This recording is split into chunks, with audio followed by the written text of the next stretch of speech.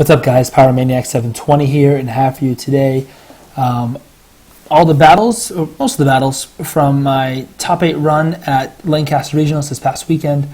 Unfortunately, I did not record round 1. I completely forgot that I was recording things, and all of a sudden, they announced round 2, and I was like, oh, I never recorded round 1. But basically, in round 1, I played this kid named Chris Schaefer, who had a team of Aegislash, Milotic, Cresselia, Arcanine, Kangaskhan, Venusaur. Brought Kangaskhan and Venusaur. Never saw an item on Venusaur. I don't know if it was dual mega or not, but it got really scary at the end when it came down to my Aegislash versus their Cress, and it was Calm Mind Moonlight Cress, and so it came down to me against special defense drops. I could have won it on timer anyway since I'm leftovers, but I ended up winning that one. So round 2 was against Kyle Morris, who I played last year at Philadelphia Regional, so the same-ish regional, and our final turn, so both of these matches came down to the final turn. This one this year, and I won last year with him. And last year it came down to whether I sucker punched. I needed to hope that sucker punch plus earth power could knock out his Azumarill, because my Kangaskhan and Hydreigon were both in Aqua Jet KO range. And it turns out that my Kangaskhan actually was not in Aqua Jet KO range, so I sucker punched him and then survived the Aqua Jet. So I could have just returned and won. But so this is nice to get a nice little rematch against him. So let's see the battle. He had a team of Landorus, Kangaskhan, Cresselia, Heatran, Rotom Wash, and Scizor. Didn't expect to see the Heatran or the Lando, to be honest, but you never know. So he leads right in with I lead in with Politoed Ludicolo, and he leads in with Kangaskhan, Rotom Wash. And honestly, I figured he'd want to maybe just trade Fake Outs here, probably just go for the Fake Out on Politoed. So I went Helping Hand Giga Drain to get a Helping Hand off, because Helping Hand goes before Fake Out, and then you get a nice Giga Drain off on this Rotom. And he switches out Kangaskhan, which works out even better, because now I take no damage and I get a free Giga Drain off. Unfortunately, not enough to KO Rotom. If I had an Energy Ball, it would have been, but not quite. And he reveals his Citrus Berry. And he Thunderbolts my Politoed, which sucks because, of course, Thunderbolt paralyzes me. Also did a pretty good chunk of damage to my Politoed, considering it's 252 HP, 204 Special Defense Calm. So I really was not expecting it to do that much. So Rotom protects the next turn.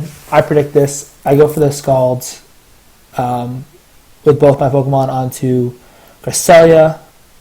Does pretty good chunk of damage. He whips out the Calm Mind, and I'm like, oh god, here we go again. Back-to-back rounds against Calm Mind Cress. And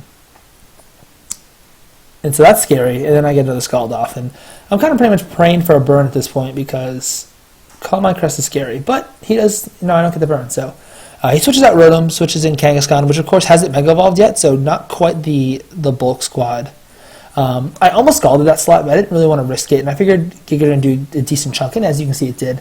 As he Psyshocks my Ludicolo, which of course Psyshock doing a pretty good chunk of damage, and I did scald that Kangaskhan slot too, just in case. And about, of course, as you can see, I was fully paralyzed. So I switch in Aegislash because neither Cress nor Kangaskhan can really touch Aegislash, with the exception of if it's HP Ground, which I think Paul Chua actually ran, or if this Kangaskhan had Crunch, But I have some, so I can avoid Sucker Punches pretty well. Fake Out into Aegislash does nothing. Psyshock goes off into my Politoed, which does, another sizable amount of damage. And of course I am fully paralyzed again, shocked by that Psyshock. But I go for the Helping Hand here. I really need to knock out this Cresselia because it is a nuisance. Kang does go for the Sucker Punch on my Aegislash. I'm not too concerned about, because, at this point, if it came down to it, I could stall him and get my leftover recovery back. He also Psyshocks my Politoed, ends up knocking me out, which is why I did go for the Helping Hand. Thank God I was not fully paralyzed, because this allows me to actually knock out the Cress, which I wasn't sure of the calc, but I kind of assumed with a Helping Hand I could do it, since he was only at +1. And as you can see, I was, so that was really huge. So I've knocked out his Rotom, he still has his Rotom in the back. I've knocked out his Cress. He's still got something in the back. I'm assuming it's Scizor, which is a little scary. But it's actually Landorus, which I was not expecting, especially, since I had the rain. But he got rid of the Politoed, which means I'm no longer fast Ludicolo. Gets his Intimidate off on both my special attackers, so not a big deal. I do go for the Fake Out onto the Landorus. Kind of my goal here was to... Basically, I knew that I couldn't get attacked with... But I couldn't get Aegislash hit if I faked out the Landorus. Also, I noticed that Landorus is not Scarf because it underspeeds the Kangaskhan. I knew I had a free sub if I faked out the Landorus, whereas if I faked out the Kangaskhan, I could have got hit with an Earthquake maybe, or like, switches into something in Earthquakes or something like that. But so yeah, I'm in a really scary situation here because I have a 3v2, and one of the two is my Aegislash, which is of course very slow and is very susceptible to double targets. Even with a sub up, that's the scary thing, is that I can't like take an attack and then attack back. Like I'm gonna, get wrecked first. But I King Shield to play it safe. There's no reason to take a Sucker Punch right now because I know that my Double Edge will knock out this Kangaskhan from this range, assuming it's not like the bulkiest Kangaskhan ever. He does go for the Sucker Punch into me, and I just Double Edge right into the Kangaskhan. This turn right here was huge. What's about to happen? He actually goes for the Stone Edge. I don't know if he didn't carry Rock Slide or what, but he goes for a Stone Edge and actually misses me, which is huge right now. It would obviously wouldn't have knocked me out unless it crit, but still a very big play. So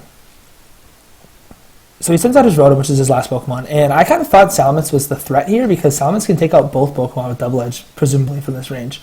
But he reads me like a book, and I guess it's a good play too because Aegislash, I wouldn't have double King Shield, so.